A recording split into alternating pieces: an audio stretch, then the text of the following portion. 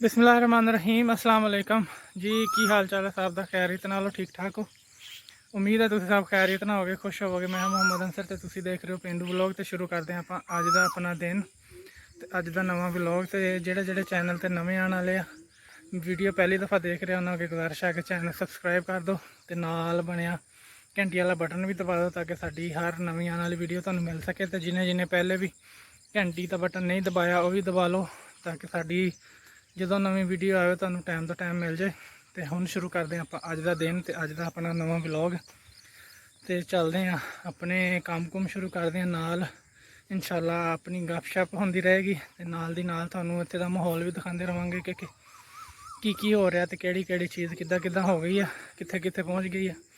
तो चलो जी चलते हैं जाके शुरू करते हैं अपने दिन का आगाज़ अल्लाह का नाम लैके। तो मिलते हैं फिर तुहानूं नाल दी नाल तुहानूं अपडेट करते रहांगे। आप पहुँच आए हैं कपाह के खेत च। तो तुहानूं हुण दिखाने इत्थे कपाह दीयां दो किस्मां जड़ियां आम अपने इत्थे साडे इलाके च काश्त होंदियां, तकरीबन पूरे पंजाब च काश्त होंदियां इदां ही। तो तुहानूं दिखाने थोड़ा जिहा उन्हां दे बारे च दसदे आं। पहले है जी इनू कहते हैं नरमा। ये इस्तेमाल होंदी है ज़्यादातर चुग के ते फैक्ट्रियां वगैरह च भेज दी जाती है, जिथे कपड़े वाली मिलां वगैरह इन्हों लै लैंदियां। इत्थों चुग के तो इनू जोड़े आ जिमीदार वो मंडी सिट आते हैं, यानी कि मंडी च जाके बेचे आते हैं। तो मंडी के फिर अगों उन्होंने को फैक्ट्रियां वाले मिलां वाले खरीद लेंगे धागे वाले कपड़े वाले।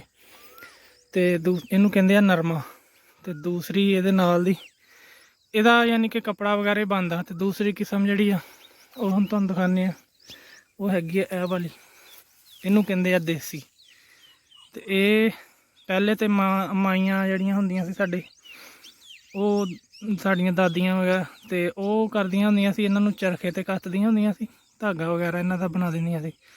अजकल ये सिर्फ बीजी जाती है रूम वगैरह बनाने वास्ते, जिहड़े बिस्तर सराहने हो गए रजाइयाँ गद्दे वगैरह बनाने वास्ते जिमीदार न ये देसी कपाह लगा लेंदे आ। देखो पूरा खेत जिहड़ा ये नरमा दा वा। तकरीबन 3 के 4 लाइनां जड़ियां ये देसी कपाह दियां लाइयां होईयां ताकि ये चों रूम बनाई जा सके।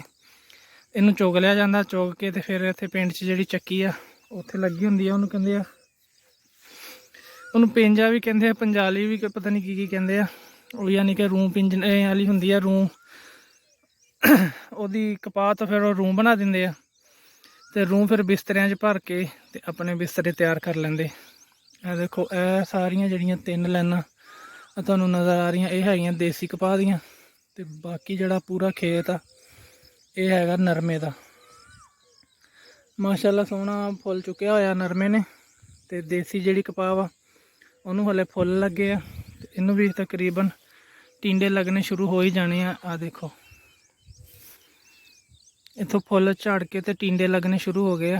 तो जड़े आ नरमा वा ये तो तकरीबन एक दफ़ा चुग भी हो गया। चलो ये सी थोड़ी जी मालूमात कपाह दियां 2 किस्मां दी। तो हुण आपां शुरू करते हैं अपना काम, अपनी अज की जिहड़ी ड्यूटी आ पूरी कर लीए। तो बाकी गल्लां बातां ते बाकी चीज़ां फिर तुहानूं दिखाने आ बाद चों। वापसी का सफ़र फिर शुरू हो गया। तो पायलट गड्डी उड़ाई जांदा उड़े उड़े उड़े। तो देखो पायलट 2 एक्स्ट्रा सवारियां भी नाल बिठाइयां। मैं मर गई। एक दा ना तेरा नाम तो यहाँ ना छोटू, तेरा नाम की है? ओए तेरा नाम की है? ओए दसी तेरा नाम की है? आसिम। आसिम। लो जी ये आ छोटू का नाम, भूरे का नाम अयान ते आ दूसरे का नाम आसिम। हाँ जी आ की जांदा झोटा। अयान तू कित्थे जाना वा? तू कित्थे जाना? हमजा दे घर। उत्थे करना की तू जाके?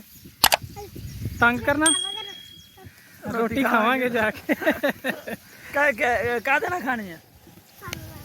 किन्नियां रोटियां खाना तू? नाल की पीना? ओ तेरी खैर 8 रोटियां खांदा। नाल की पीना? नाल की पीना तू?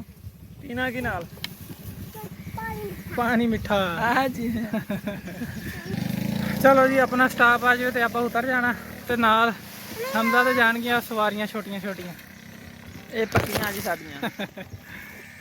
ਆਹ ਤੇ ਸਾਡਾ ਪੱਕਾ ਯਾਰ ਆ ਜੀ, ਯਾਰ ਕਿਤੇ ਸਾਡੇ ਨਾਲ ਰਹਿੰਦਾ। ਆ ਜਿਹੜਾ ਮਹਿਮਾਨ ਆ ਪ੍ਰਾਹੁਣਾ, ਪ੍ਰਾਹੁਣਾ ਬੋਲਦਾ ਨਹੀਂ, ਪ੍ਰਾਹੁਣਾ ਘੱਟ ਬੋਲਦਾ, ਇਹਦਾ ਦਿਲ ਨਹੀਂ ਹਜੇ ਚੁੰਮ ਚੁੰਮ ਕਰਦਾ ਨਾ। ਦਰਅਸਲ ਪ੍ਰਾਹੁਣੇ ਹੈਗੇ ਉਰਦੂ ਬੋਲਣ ਵਾਲੇ ਤੇ ਅਸੀਂ ਬੋਲੀ ਦੀ ਪੰਜਾਬੀ। ਉਹਨਾਂ ਨੂੰ ਸਮਝ ਨਹੀਂ ਆਉਂਦੀ ਵੀ ਹੁਣ ਅਸੀਂ ਇਹਨਾਂ ਨਾਲ ਕੁੱਟਦੀ ਆ ਵੀ ਉਰਦੂ ਬੋਲੋ, ਉਹ ਪੰਜਾਬੀ ਨਾਲ ਅੱਧੀ ਗੱਲ ਸਾਡੇ ਨਾਲ ਕਰਕੇ ਅੱਧੀ ਉਰਦੂ ਚ ਕਰ ਲੈਂਦੇ। ਉਹਨਾਂ ਨੂੰ ਸਮਝ ਨਹੀਂ ਆਉਂਦੀ ਵੀ ਇਹਨਾਂ ਨਾਲ ਪੰਜਾਬੀ ਬੋਲੀਏ ਕਿ ਉਰਦੂ ਬੋਲੀਏ। ਚੱਲ ਉਰਦੂ ਬੋਲ ਕੇ ਵਿਖਾ ਦਾਣੀ।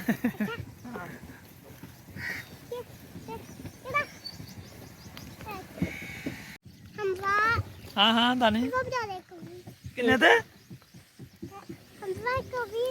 120 ਤੇ ਆ ਤੁਹਾਡੀ ਭੈਣ ਨੂੰ। 120 ਤੇ ਝੋਟਾ ਪਹੁੰਚਾ ਦੇ।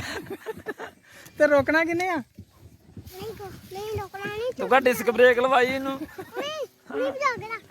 ਭਜਾ ਕੇ ਰੱਖ ਝੋਟਾ, ਬਾਅਦ ਚ ਤੂੰ ਲੱਭਣਾ ਵੀ ਨਹੀਂ ਕਿੱਥੇ ਗਿਆ। ਮਾਂ ਤੇ ਤੂੰ ਖਾਲੇ ਚ ਪਿਆ ਗਾਰੇ ਗੂਰੇ ਚ ਲੱਭਣਾ ਪੈਣਾ ਹੱਥ ਉੱਤ ਮਾਰ ਕੇ। ਹਾਂ ਤੂੰ ਫੜ ਲੈਣਾ। ਕਿਨੂੰ? ਝੋਟੇ ਝੋਟੇ ਉੱਤੇ ਬਹਿ ਜੂ। ਜੀ ਆਪਣਾ ਕੰਮ ਰਹਿ ਗਿਆ ਤਕਰੀਬਨ ਅੱਧਾ। ਗਰਮੀ ਨੇ ਬਿਲਕੁਲ ਕੰਮ ਖਰਾਬ ਕੀਤਾ ਪਿਆ, ਤੰਗ ਕੀਤਾ ਪਿਆ। ਤੇ ਜਲਦੀ ਜਲਦੀ ਆਪਣਾ ਕੰਮ ਖਤਮ ਕਰਦੇ ਹਾਂ ਤੇ ਚੱਲਦੇ ਹਾਂ ਘਰ। ਤੇ ਬਾਕੀ ਦੇ ਕੰਮ, ਬਾਕੀ ਦੀ ਗੱਲਬਾਤ ਘਰ ਹੀ ਕਰਾਂਗੇ। ਮਿਲਾਂਗੇ ਹੁਣ ਤੁਹਾਨੂੰ ਘਰ ਜਾ ਕੇ। ਹਾਂਜੀ ਸ਼ਾਮ ਦਾ ਟਾਈਮ ਹੋ ਗਿਆ ਤੇ ਆਪਾਂ ਪਾਈ ਜਾ ਰਹੇ ਹਾਂ ਪੱਠੇ।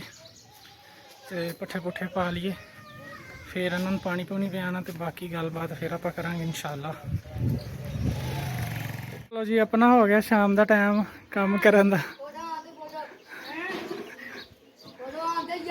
ਮੁੱਛਾਂ ਤਾਂ ਤੇਰੀਆਂ ਆਉਂਦੀਆਂ ਨਹੀਂ।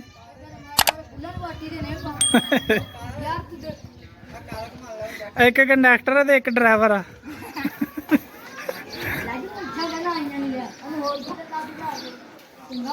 ਚਲੋ ਜੀ ਆਪਾਂ ਆਪਣੇ ਕੰਮ ਕਰ ਲਈਏ, ਪੱਠੇ ਪੁੱਠੇ ਪਾ ਲਈਏ ਤੇ ਬਾਕੀ ਫੇਰ ਕਰਦੇ ਹਾਂ। ਚਲੋ ਜੀ ਮਾਸ਼ਾਅੱਲਾ ਪੱਠੇ ਪੁੱਠੇ ਪਾ ਦਿੱਤੇ ਆ, ਖਾਣ ਲੱਗ ਗਈ ਸਾਰੀ ਆਵਾਮ। ਤੇ ਬਾਰਿਸ਼ ਦੀ ਵਜ੍ਹਾ ਤੋਂ ਫਿਲਹਾਲ ਹਲੇ ਚਿੱਕੜ ਜਿਹੜਾ ਸੁੱਕਿਆ ਨਹੀਂ ਤੇ ਮੱਝਾਂ ਆਪਣਾ ਬੁਰਾ ਹਾਲ ਕਰ ਲੈਣੀਆਂ। ਜਿੰਨਾ ਮਰਜ਼ੀ ਨਵਾ ਦਿਓ ਇਹਨਾਂ ਨੂੰ, ਸਾਫ਼ ਕਰ ਦਿਓ, ਫਿਰ ਘਰ ਵਿੱਚ ਲਿਟ ਕੇ ਉੱਦਾਂ ਦੀਆਂ ਹੋ ਜਾਂਦੀਆਂ ਇਹਨਾਂ ਦੇ ਕੰਮ। ਦੇਖੋ ਤੇ ਹੁਣ ਇਹ ਖਾ ਲੈਣ ਪੱਠੇ ਤੇ ਮੱਝ ਚੋਣ ਵਾਲੀ ਰਹਿ ਗਈ ਆ, ਫਿਰ ਮੱਝ ਚੋਂਦੇ ਆ, ਫਿਰ ਤਕਰੀਬਨ ਆਪਾਂ ਫ੍ਰੀ ਹੋ ਜਾਣਾ। ਤੇ ਅੱਲਾ ਖੈਰ ਕਰੇ, ਪੱਠੇ ਪੁੱਠੇ ਖਾ ਲੈਣ, ਫਿਰ ਇਹਨਾਂ ਨੂੰ ਖੁਰਲੀਆਂ ਤੋਂ ਹਟਾ ਦੇਣਾ ਸਾਈਡ ਤੇ, ਕਿਉਂਕਿ ਇੱਦਾਂ ਫਿਰ ਖੁਰਲੀਆਂ ਨੂੰ ਸਿੰਗ ਮਾਰ ਮਾਰ ਕੇ ਕਿਤੋਂ ਨਾ ਕਿਤੋਂ ਤੋੜ ਦਿੰਦੇ ਆ। ਤੇ ਹੁਣ ਇਹ ਪੱਠੇ ਜਲਦੀ ਜਲਦੀ ਖਾਣ, ਮੱਝ ਚੋਈਏ ਤੇ ਫਿਰ ਇਹਨਾਂ ਨੂੰ ਇੱਕ ਦਫਾ ਦੁਬਾਰਾ ਪਾਣੀ ਪਿਲਾ ਕੇ ਤੇ ਕਰ ਦੇਣਾ ਸਾਈਡ ਤੇ, ਕਿਉਂਕਿ ਗਰਮੀ ਆ ਇਸ ਕਰਕੇ। ਫਿਰ ਸ਼ਾਮ ਨੂੰ ਦੁਬਾਰਾ ਪਾਣੀ ਇਹਨਾਂ ਨੂੰ ਇੱਕ ਵਾਰੀ ਪਿਲਾ ਦੇਈਦਾ। ਚਲੋ ਜੀ ਇਹ ਖਾ ਲੈਣ ਪੱਠੇ ਤੇ ਆਪਾਂ ਹੁਣ ਚੱਲੀਏ ਘਰ। ਮਿਲਦੇ ਹਾਂ ਥੋੜੀ ਦੇਰ ਬਾਅਦ। ਆਪਣੇ ਆਖਰੀ ਕੰਮ ਦਾ ਟਾਈਮ ਹੋ ਗਿਆ ਮੱਝ ਚੋਣ ਦਾ, ਤੇ ਅੱਜ ਦਾ ਵਲੋਗ ਕਰਦੇ ਹਾਂ ਆਪਾਂ ਇੱਥੇ ਖ਼ਤਮ। ਇਨਸ਼ਾਅੱਲਾ ਮਿਲਾਂਗੇ ਤੁਹਾਨੂੰ ਅਗਲੀ ਵੀਡੀਓ 'ਚ। ਉਦੋਂ ਤੱਕ ਤੁਸੀਂ ਆਪਣਾ ਬਹੁਤਾ ਖਿਆਲ ਰੱਖਿਓ, ਹੱਸਦੇ ਵਸਦੇ ਰਹੋ, ਖੁਸ਼ ਰਹੋ। ਸਾਨੂੰ ਆਪਣੀਆਂ ਦੁਆਵਾਂ ਯਾਦ ਕਰਦੇ ਰਹੋ, ਨਾਲੇ ਪਿੰਡ ਵਲੋਗ ਦੇਖਦੇ ਰਹੋ ਤੇ ਆਪਣੇ ਕਮੈਂਟ ਕਰਕੇ ਸਾਨੂੰ ਸਾਡੀ ਵੀਡੀਓ ਦੇ ਬਾਰੇ ਦੱਸਦੇ ਰਿਹਾ ਕਰੋ। ਨਾਲੇ ਦੱਸਦੇ ਰਿਹਾ ਕਰੋ ਕਿ ਤੁਹਾਨੂੰ ਪਿੰਡ ਦਾ ਕਿਹੜਾ ਮਾਹੌਲ ਤੇ ਕਿਹੜੀ ਚੀਜ਼ ਚੰਗੀ ਲੱਗਦੀ ਆ। ਤੇ ਹੁਣ ਲੈਂਦੇ ਆਪਾਂ ਇਜਾਜ਼ਤ, ਇਨਸ਼ਾਅੱਲਾ ਆਪਾਂ ਮਿਲਾਂਗੇ ਅਗਲੇ ਵਲੋਗ 'ਚ। ਉਦੋਂ ਤੱਕ ਆਪਣਾ ਬਹੁਤਾ ਖਿਆਲ ਰੱਖਣਾ, ਖੁਸ਼ ਰਹਿਣਾ, ਆਬਾਦ ਰਹਿਣਾ, ਆਪਣੇ ਹਮਸਾਇਆਂ ਦਾ, ਆਂਡੀਆਂ ਗੁਆਂਢੀਆਂ ਦਾ ਖਿਆਲ ਰੱਖਣਾ। ਤੇ ਈਦ ਆਉਣ ਵਾਲੀ ਆ, ਸਾਰਿਆਂ ਨੂੰ ਆਪਣੀ ਈਦ ਦੀਆਂ ਖੁਸ਼ੀਆਂ ਸ਼ਾਮਲ ਕਰਨਾ ਤੇ ਤੁਸੀਂ ਉਹਨਾਂ ਦੀਆਂ ਖੁਸ਼ੀਆਂ ਸ਼ਰੀਕ ਹੋਣਾ। ਤੇ ਹੁਣ ਲੈਂਦੇ ਆ ਇਜਾਜ਼ਤ, ਰੱਬ ਰੱਖਾ, ਅੱਲਾ ਹਾਫਿਜ਼।